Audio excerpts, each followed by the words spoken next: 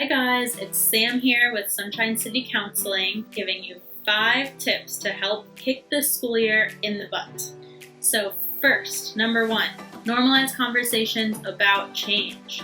There are so many changes going on at home, at school, and other places like grocery stores. Practice wearing your mask, washing hands more frequently, and respecting the boundaries and beliefs of other people. Talk to your kids about these things. Have conversations. Make sure you're communicating about these changes.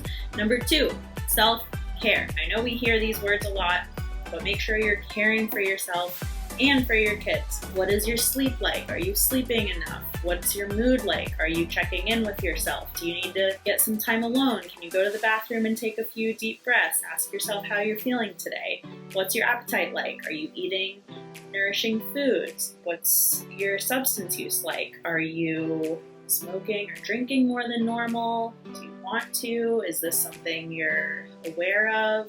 What are your stress levels like? What are your kids' stress levels like? Try to check in with yourself and make sure these couple basic things are taken care of. Number 3, routine. Try to wake up and go to sleep at the same time every day. Try to be consistent, even on the weekends. I know it might not be fun for some people to wake up at 7 a.m. on a Saturday, but over time, your body will appreciate it.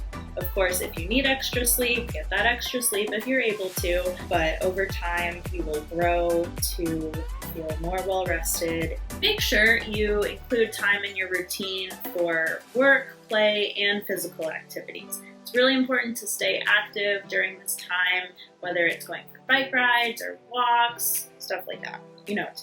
Number 4, reassure kids that many adults are working really hard to keep people safe from this virus. A lot of kids don't really know what's going on, don't really know how to handle this. And yeah, that's true for many adults too, but try to open up these conversations, give your kids more opportunities to express themselves, both creatively and in conversations.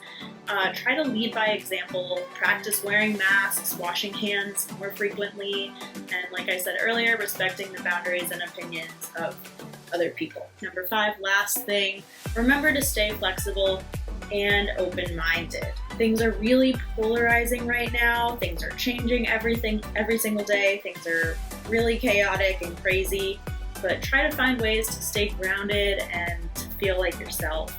Be aware of the content you're taking in, news, social media, people you're surrounded by, stuff like that. Just try to be mindful of those kinds of things.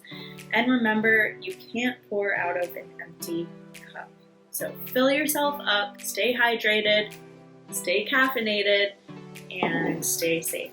Thanks, guys.